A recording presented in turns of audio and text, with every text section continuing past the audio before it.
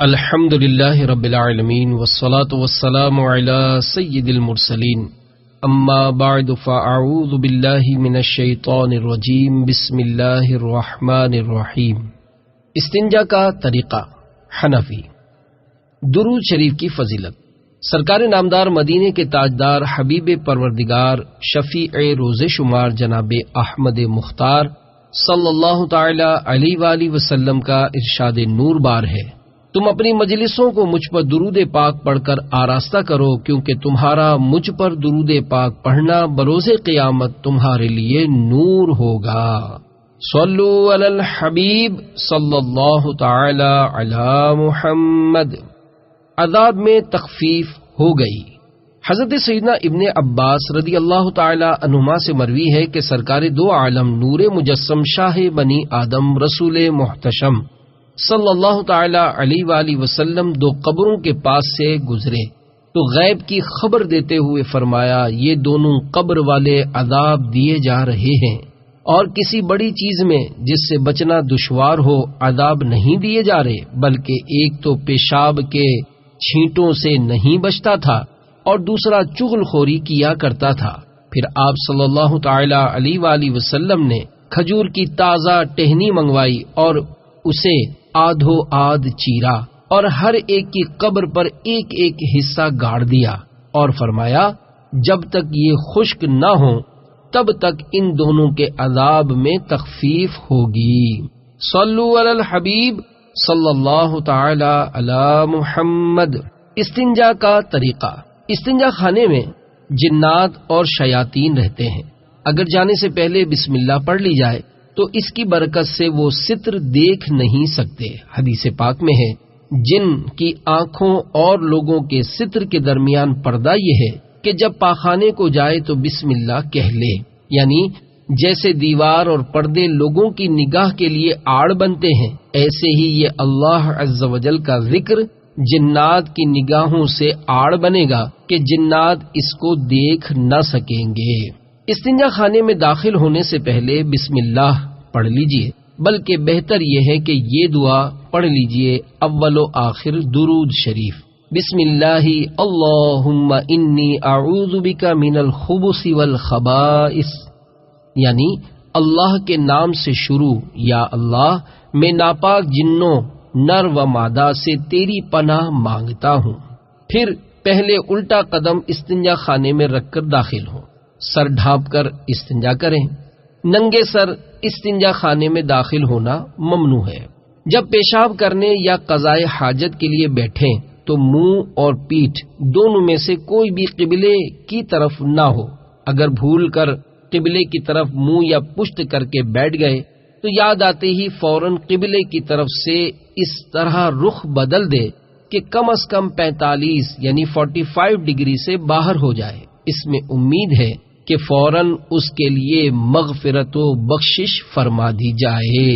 بچوں کو بھی قبلے کی طرف منہ یا پیٹھ کرا کے پیشاب یا پاخانہ نہ کرائیں، اگر کسی نے ایسا کیا تو وہ گناہگار ہوگا۔ جب تک قضائے حاجت کے لیے بیٹھنے کے قریب نہ ہو کپڑا بدن سے نہ ہٹائے اور نہ ہی ضرورت سے زیادہ بدن کھولے۔ پھر دونوں پاؤں ذرا کشادہ یعنی کھلے کر کے بائیں یعنی الٹے پاؤں پر زور دے کر بیٹھے کہ اس طرح بڑی آنت کا منہ کھلتا ہے اور اجابت آسانی سے ہوتی ہے۔ کسی دینی مسئلے پر غور نہ کرے کہ محرومی کا باعث ہے، اس وقت چھینک، سلام یا اذان کا جواب زبان سے نہ دے۔ اگر خود چھینکے تو زبان سے الحمدللہ نہ کہے، دل میں کہہ لے۔ بات چیت نہ کرے، اپنی شرمگاہ کی طرف نہ دیکھے، اس نجاست کو نہ دیکھے جو بدن سے نکلی ہے۔ خواہ مخواہ دیر تک استنجا خانے میں نہ بیٹھے کہ بواسیر ہونے کا اندیشہ ہے۔ پیشاب میں نہ تھوکے، نہ ناک صاف کرے، نہ بلا ضرورت کھنکارے، نہ بار بار ادھر ادھر دیکھے، نہ بیکار بدن چھوئے، نہ آسمان کی طرف نگاہ کرے، بلکہ شرم کے ساتھ سر جھکائے رہے۔ قضائے حاجت سے فارغ ہونے کے بعد پہلے پیشاب کا مقام دھوئے، پھر پاخانے کا مقام۔ پانی سے استنجا کرنے کا مستحب طریقہ یہ ہے کہ ذرا کشادہ یعنی کھلا ہو کر بیٹھے اور سیدھے ہاتھ سے آہستہ آہستہ پانی ڈالے اور الٹے ہاتھ کی انگلیوں کے پیٹ سے نجاست کے مقام کو دھوئے، انگلیوں کا سرا نہ لگے اور پہلے بیچ کی انگلی اونچی رکھے، پھر اس کے برابر والی، اس کے بعد چھوٹی انگلی کو اونچی رکھے، لوٹا اونچا رکھے کہ چھینٹے نہ پڑیں۔ سیدھے ہاتھ سے استنجا کرنا مکروہ ہے، اور دھونے میں مبالغہ کرے، یعنی سانس کا دباؤ نیچے کی جانب ڈالے یہاں تک کہ اچھی طرح نجاست کا مقام دھل جائے، یعنی اس طرح کہ چکنائی کا اثر باقی نہ رہے۔ اگر روزہ دار ہو تو پھر مبالغہ نہ کرے۔ طہارت حاصل ہونے کے بعد ہاتھ بھی پاک ہو گئے، لیکن بعد میں صابن وغیرہ سے بھی دھو لے۔ جب استنجا خانے سے نکلے تو پہلے سیدھا قدم باہر نکالے، اور باہر نکلنے کے بعد اول آخر درود شریف کے ساتھ یہ دعا پڑھے: الحمدللہ الذی اذھب عنی الاذی وعافانی، یعنی اللہ تعالی کا شکر ہے جس نے مجھ سے تکلیف دہ چیز کو دور کیا اور مجھے عافیت یعنی راحت بخشی۔ بہتر یہ ہے کہ ساتھ میں یہ دعا بھی ملا لیں، اس طرح دو حدیثوں پر عمل ہو جائے گا۔ غفرانک، ترجمہ: میں اللہ سے مغفرت کا سوال کرتا ہوں۔ صلو علی الحبیب صلی اللہ تعالی علی محمد۔ آب زمزم سے استنجا کرنا کیسا؟ زمزم شریف سے استنجا کرنا مکروہ ہے، اور ڈھیلا نہ لیا ہو تو ناجائز۔ وضو کے بقیہ پانی سے طہارت کرنا خلاف اولا ہے۔ طہارت کے بچے ہوئے پانی سے وضو کر سکتے ہیں۔ بعض لوگ جو اس کو پھینک دیتے ہیں، یہ نہ چاہیے، اسراف میں داخل ہے۔ استنجا خانے کا رخ درست رکھیے۔ اگر خدا نخواستہ آپ کے گھر کے استنجا خانے کا رخ غلط ہے، یعنی بیٹھتے وقت قبلے کی طرف منہ یا پیٹھ ہوتی ہے، تو اس کو درست کرنے کی فوراً ترکیب کیجیے، مگر یہ ذہن میں رہے کہ معمولی سا ترچھا کرنا کافی نہیں۔ WC اس طرح ہو کہ بیٹھتے وقت منہ یا پیٹھ قبلے سے 45 یعنی 45 ڈگری کے باہر رہے۔ آسانی اسی میں ہے کہ قبلے سے 90 ڈگری یعنی 90 ڈگری پر رخ رکھیے، یعنی نماز کے بعد دونوں بار سلام پھیرنے میں جس طرف منہ کرتے ہیں، ان دونوں سمتوں میں سے کسی ایک جانب WC کا رخ رکھیے۔ استنجا کے بعد قدم دھو لیجیے۔ پانی سے استنجا کرتے وقت عموماً پاؤں کے ٹخنوں کی طرف چھینٹے آ جاتے ہیں، لہذا احتیاط اسی میں ہے کہ بعد فراغت قدموں کے وہ حصے دھو کر پاک کر لیے جائیں، مگر یہ خیال رہے کہ دھونے کے دوران اپنے کپڑوں یا دیگر چیزوں پر چھینٹے نہ پڑیں۔ بل میں پیشاب کرنا۔ رحمت والے آقا، دو جہاں کے داتا، شافع روز جزا، مکی مدنی مصطفیٰ، محبوب کبریا صلی اللہ تعالی علیہ وآلہ وسلم کا فرمان شفقت نشان ہے: تم میں سے کوئی شخص سوراخ میں پیشاب نہ کرے۔ جن نے شہید کر دیا۔ مفسر شہیر حکیم الامت حضرت مفتی احمد یار خان علیہ رحمت الحنان فرماتے ہیں، جوہر سے مراد یا زمین کا سوراخ ہے یا دیوار کی پھٹن یعنی دراڑ۔ چونکہ اکثر سوراخوں میں زہریلے جانور یا چونٹیاں وغیرہ کمزور جانور یا جنات رہتے ہیں، چونٹیاں پیشاب یا پانی سے تکلیف پائیں گی یا سانپ و جن نکل کر ہمیں تکلیف دیں گے، اس لیے وہاں پیشاب کرنا منع فرمایا گیا۔ چنانچہ حضرت سیدنا سعد ابن عبادہ انصاری رضی اللہ تعالیٰ عنہ کی وفات اسی سے ہوئی کہ آپ رضی اللہ تعالیٰ عنہ نے ایک سوراخ میں پیشاب کیا، جن نے نکل کر آپ کو شہید کر دیا۔ لوگوں نے اس سوراخ سے یہ آواز سنی، یعنی ہم نے قبیلہ خزرج کے سردار سعد بن عبادہ رضی اللہ تعالیٰ عنہ کو شہید کر دیا، اور ہم نے ایسا تیر مارا جو ان کے دل سے آر پار ہو گیا۔ اللہ عز و جل کی ان پر رحمت ہو اور ان کے صدقے ہماری مغفرت ہو، آمین بجاہ نبی الامین صلی اللہ علیہ وآلہ وسلم۔ حمام میں پیشاب کرنا۔ سرکار مدینہ منورہ سردار مکہ مکرمہ صلی اللہ تعالی علیہ وآلہ وسلم نے فرمایا، کوئی غسل خانے میں پیشاب نہ کرے، پھر اس میں نہائے یا وضو کرے کہ اکثر وسوسے اس سے ہوتے ہیں۔ مفسر شہیر حکیم الامت حضرت مفتی احمد یار خان علیہ رحمت الحنان اس حدیث پاک کے تحت فرماتے ہیں، اگر غسل خانے کی زمین پختہ ہو اور اس میں پانی خارج ہونے کی نالی بھی ہو تو وہاں پیشاب کرنے میں حرج نہیں، اگرچہ بہتر ہے کہ نہ کرے، لیکن اگر زمین کچی ہو اور پانی نکلنے کا راستہ بھی نہ ہو تو پیشاب کرنا سخت برا ہے کہ زمین نجس ہو جائے گی اور غسل یا وضو میں گندا پانی جسم پر پڑے گا۔ یہاں دوسری صورت ہی مراد ہے، اس لیے تاکیدی ممانعت فرمائی گئی، یعنی اس سے وسوسوں اور وہم کی بیماری پیدا ہوتی ہے، جیسا کہ تجربہ ہے، یا گندی چھینٹیں پڑنے کا وسوسہ رہے گا۔ استنجا کے ڈھیلوں کے احکام۔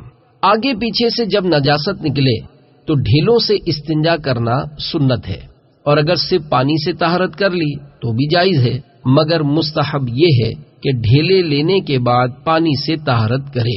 آگے اور پیچھے سے پیشاب پاخانے کے سوا کوئی اور نجاست مثلا خون، پیپ وغیرہ نکلے یا اس جگہ خارج سے نجاست لگ جائے تو بھی ڈھیلے سے صاف کر لینے سے طہارت ہو جائے گی، جبکہ اس موضع یعنی جگہ سے باہر نہ ہو، مگر دھو ڈالنا مستحب ہے۔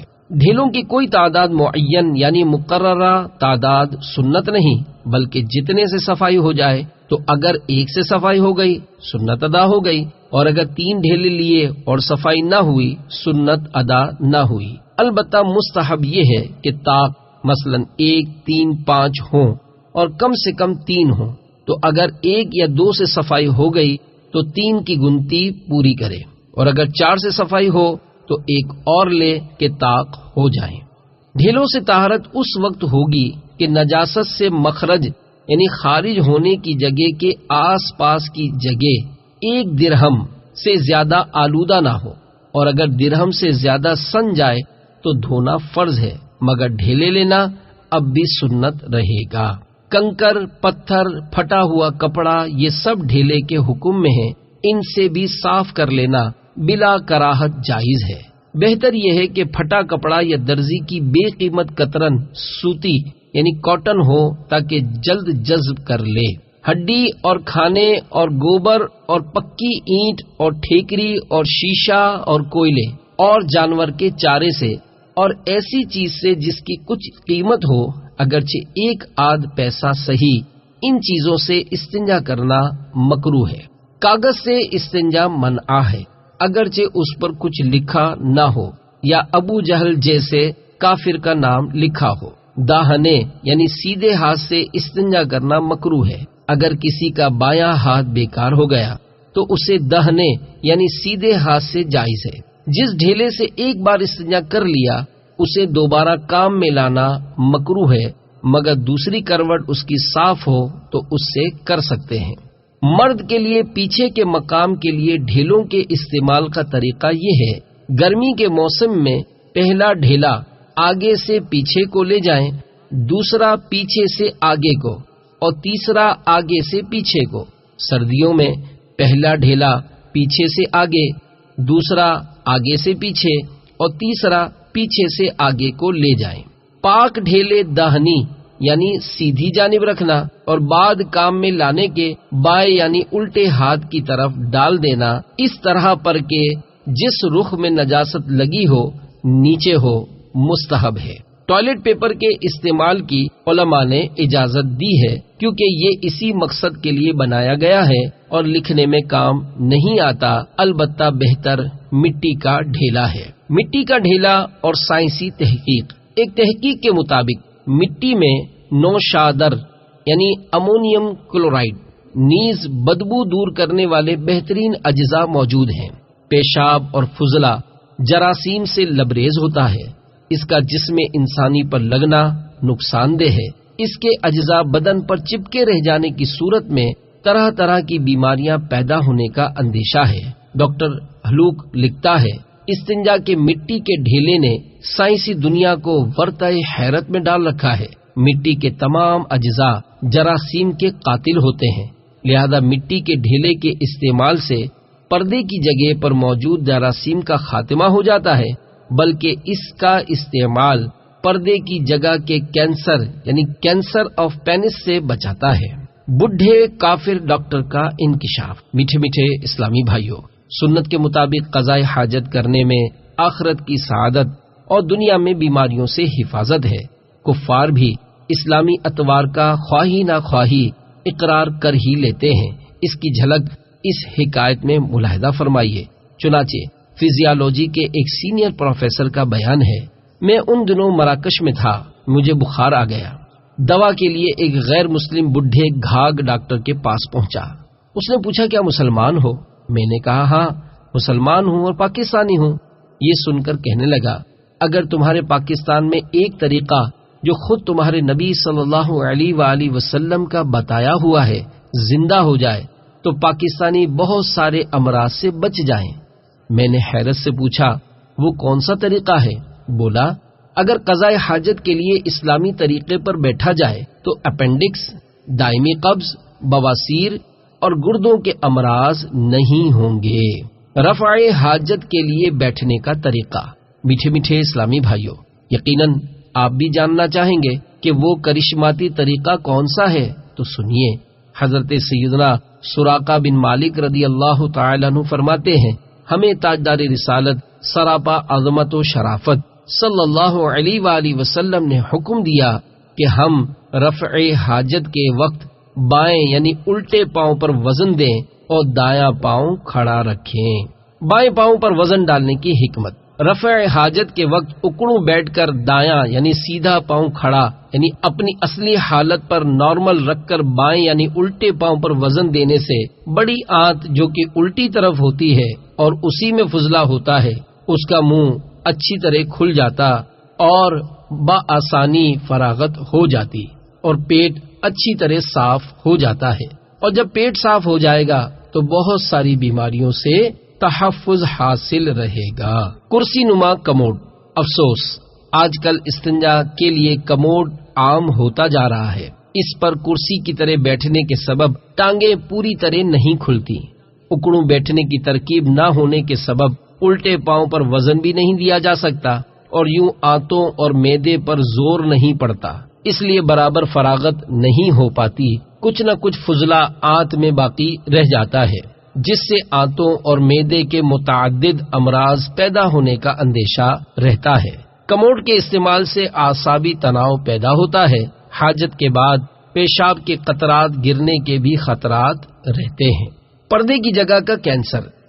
کرسی نما کموڈ میں پانی سے استنجا کرنا اور اپنے بدن اور کپڑوں کو پاک رکھنا ایک امر دشوار ہے۔ زیادہ تر اس کے لیے ٹوائلٹ پیپر کا استعمال ہوتا ہے۔ کچھ عرصہ قبل یورپ میں پردے کے حصوں کے مہلک امراض بالخصوص پردے کی جگہ کا کینسر تیزی سے پھیلنے کی خبریں اخبارات میں شائع ہوئی۔ تحقیقی بورڈ بیٹھا اور اس نے نتیجہ یہ بیان کیا کہ ان امراض کے دو ہی اسباب سامنے آئے۔ نمبر 1 ٹوائلٹ پیپر کا استعمال کرنا اور نمبر 2 پانی کا استعمال نہ کرنا۔ ٹوائلٹ پیپر سے پیدا ہونے والے امراض۔ ٹوائلٹ پیپر بنانے میں بعض ایسے کیمیکل استعمال ہوتے ہیں جو جلد یعنی چمڑی کے لیے انتہائی نقصان دہ ہیں۔ اس کے استعمال سے جلدی امراض پیدا ہوتے ہیں جیسا کہ ایگزیما اور چمڑی کا رنگ تبدیل ہونا۔ ڈاکٹر کینن ڈیوس کا کہنا ہے ٹوائلٹ پیپرز کا استعمال کرنے والے ان 4 امراض کے استقبال کی تیاری کریں۔ نمبر 1 پردے کی جگہ کا کینسر۔ نمبر 2 بھگندر، ایک پھوڑا جو مقعد کے آس پاس ہوتا یعنی بیٹھنے کی جگہ پر اور بہت تکلیف پہنچاتا ہے۔ نمبر 3 جلد انفیکشن یعنی اسکن انفیکشن۔ نمبر 4 پھپھوندی کے امراض یعنی وائرل ڈیزیزز۔ ٹوائلٹ پیپر اور گردوں کے امراض۔ اطباء کا کہنا ہے کہ ٹوائلٹ پیپر سے صفائی برابر نہیں ہوتی، لہذا جراثیم پھیلتے اور بدن انسانی کے اندر جا کر طرح طرح کی بیماریوں کا سبب بنتے ہیں، خصوصاً عورتوں کی پیشاب گاہ کے ذریعے گردوں میں داخل ہو جاتے ہیں جس کے سبب بسا اوقات گردوں سے پیپ آنا شروع ہو جاتا ہے۔ ہاں، ٹوائلٹ پیپر کے استعمال کے بعد اگر پانی سے استنجا کر لیا جائے تو اس کا نقصان نہ ہونے کے برابر رہ جاتا ہے۔ سخت زمین پر قضاء حاجت کے نقصانات۔ کرسی نما کموڈ اور WC کا استعمال شرعاً جائز ہے۔ سہولت کے لحاظ سے کموڈ کے مقابلے میں WC بہتر ہے، جبکہ اتنا کشادہ یعنی چوڑا ہو کہ اس پر سنت کے مطابق بیٹھا جا سکے، لیکن آج کل چھوٹے WC لگائے جاتے ہیں اور ان میں کشادہ ہو کر نہیں بیٹھا جا سکتا۔ ہاں، اگر قدمچے یعنی پاؤں رکھنے کی جگہ فرش کے ساتھ ہموار رکھی جائے تو حسب ضرورت کشادہ بیٹھا جا سکتا ہے۔ ایک سنت نرم زمین پر رفع حاجت کرنا بھی ہے، جیسا کہ حدیث رسول صلی اللہ علیہ وآلہ وسلم میں ہے، جب تم میں سے کوئی پیشاب کرنا چاہے تو پیشاب کے لیے نرم جگہ ڈھونڈے۔ اس کے فوائد کو تسلیم کرتے ہوئے لیول پال کہتا ہے، انسان کی بقا مٹی اور فنا بھی مٹی ہے۔ جب سے لوگوں نے نرم مٹی کی زمین پر قضاء حاجت کرنے کے بجائے سخت زمین یعنی WC کموڈ وغیرہ کا استعمال شروع کیا ہے، اس وقت سے مردوں میں جنسی یعنی مردانہ کمزوری اور پتھری کے امراض میں اضافہ ہو گیا ہے۔ سخت زمین پر حاجت کرنے کے اثرات مثانے کے غدود یعنی پروسٹیٹ گلینڈز پر بھی پڑتے ہیں۔ پیشاب یا فضلہ جب نرم زمین پر گرتا ہے تو اس کے جراثیم و تیزابیت فوراً جذب ہو جاتے ہیں، جبکہ سخت زمین چونکہ جذب نہیں کر پاتی، اس لیے تیزابی اور جراثیمی اثرات براہ راست جسم پر حملہ آور ہوتے اور طرح طرح کے امراض کا باعث بنتے ہیں۔ آقا صلی اللہ علیہ وآلہ وسلم دور تشریف لے جاتے ہیں۔ مدینے کے سلطان رحمت عالمیان صلی اللہ علیہ وآلہ وسلم کی شان عظمت نشان پر قربان کہ جب قضاء حاجت کو تشریف لے جاتے تو اتنی دور جاتے کہ کوئی نہ دیکھے، یعنی یا تو درخت یا دیوار کے پیچھے بیٹھتے، اور اگر چٹیل میدان ہوتا تو اتنی دور تشریف لے جاتے جہاں کسی کی نگاہ نہ پڑ سکتی۔ یقیناً سرکار مدینہ صلی اللہ علیہ وآلہ وسلم کے ہر فعل میں دین و دنیا کی بے شمار بھلائیاں پنہا ہوتی ہیں۔ پیشاب کرنے کے بعد اگر ہر فرد ایک لوٹا پانی بہا دیا کرے تو انشاءاللہ عز وجل بدبو اور جراثیم کی افزائش میں کمی ہوگی۔ بڑا پیشاب کرنے کے بعد جہاں ایک آدھ لوٹا پانی کافی ہو، وہاں فلش ٹینک سے پانی نہ بہایا جائے کیونکہ وہ کئی لوٹے پر مشتمل ہوتا ہے۔ قضاء حاجت سے قبل چلنے کے فوائد۔ آج کل بالخصوص شہروں میں بند کمرے کے اندر ہی بیت الخلاء یعنی اٹیچ باتھ ہوتے ہیں، جو کہ جراثیم کی نشو و نما اور ان کے ذریعے پھیلنے والے امراض کے ذرائع ہیں۔ ایک بائیو کیمسٹری کے ماہر کا کہنا ہے، جب سے شہروں میں وسعت، آبادیوں کی کثرت اور کھیتوں کی قلت ہونے لگی ہے، تب سے امراض کی خوب زیادت ہونے لگی ہے۔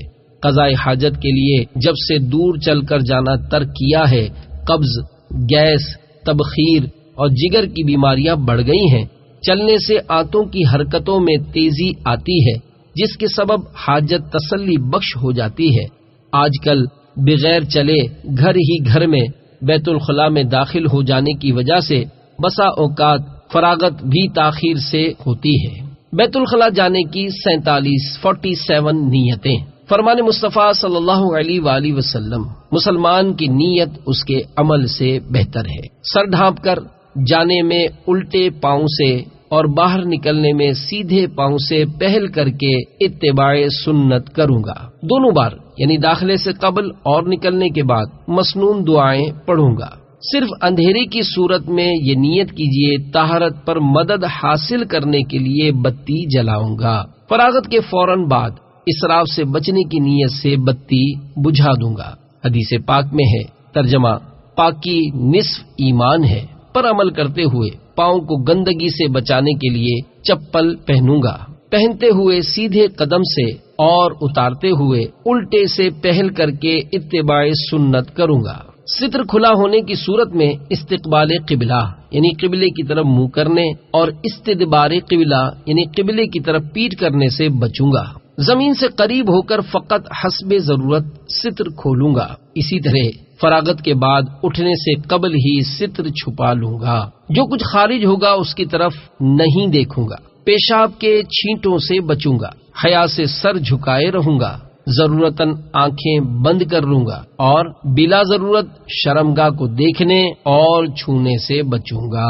الٹے ہاتھ سے ڈھیلا پکڑ کر الٹے ہی ہاتھ سے خشک کر کے الٹے ہاتھ کی طرف الٹا یعنی نجاست والا حصہ زمین کی طرف رکھوں گا۔ پاک سیدھی طرف رکھوں گا۔ مستحب تعداد میں مثلاً 3، 5، 7 ڈھیلے استعمال کروں گا۔ پانی سے طہارت کرتے وقت بھی صرف الٹا ہاتھ شرمگاہ کو لگاؤں گا۔ شرعی مسائل پر غور نہیں کروں گا کہ باعث محرومی ہے۔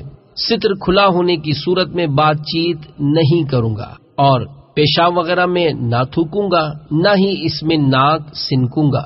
اگر فوراً حمام ہی میں وضو کرنا نہ ہوا تو طہارت والی حدیث پر عمل کرتے ہوئے دونوں ہاتھ دھوؤں گا، نیز جو کچھ نکلا اس کو بہا دوں گا۔ پیشاب کرنے کے بعد اگر ہر فرد 1 لوٹا پانی بہا دیا کرے تو انشاءاللہ عز وجل بدبو اور جراثیم کی افزائش میں کمی ہوگی۔ بڑا استنجا کرنے کے بعد بھی جہاں 1 آدھ لوٹا پانی کافی ہو وہاں فلش ٹینک سے پانی نہ بہایا جائے، کیونکہ وہ کئی لوٹے پر مشتمل ہوتا ہے۔ پانی سے استنجا کرنے کے بعد پاؤں کے ٹخنوں والے حصے احتیاط کے ساتھ دھو لوں گا، کیونکہ اس موقع پر عموماً ٹخنوں کی طرف گندے پانی کے چھینٹے آ جاتے ہیں۔ فارغ ہو کر جلدی نکلوں گا۔ بے پردگی سے بچنے کے لیے بیت الخلاء کا دروازہ بند کروں گا۔ مسلمانوں کو گھن سے بچانے کے لیے بعد فراغت دروازہ بند کروں گا۔ عوامی استنجا خانے میں جاتے ہوئے یہ نیتیں بھی کیجیے۔ اگر لائن لمبی ہوئی تو صبر کے ساتھ اپنی باری کا انتظار کروں گا، کسی کی حق تلفی نہیں کروں گا، بار بار دروازہ بجا کر اس کو ایذا نہیں دوں گا۔ اگر میرے اندر ہوتے ہوئے کسی نے بار بار دروازہ بجایا تو صبر کروں گا۔ اگر کسی کو مجھ سے زیادہ حاجت ہوئی اور کوئی سخت مجبوری یا نماز فوت ہونے کا اندیشہ نہ ہوا تو ایثار کروں گا۔ حتی الامکان بھیڑ کے وقت استنجا خانے جا کر بھیڑ میں مزید اضافہ کر کے مسلمانوں پر بوجھ نہیں بنوں گا۔ در و دیوار پر کچھ نہیں لکھوں گا۔ وہاں بنی ہوئی فحش تصویریں دیکھ کر اور حیا سوز تحریریں پڑھ کر اپنی آنکھوں کو بروز قیامت اپنے خلاف گواہ نہیں بناؤں گا۔ صلو علی الحبیب صلی اللہ تعالی علی محمد۔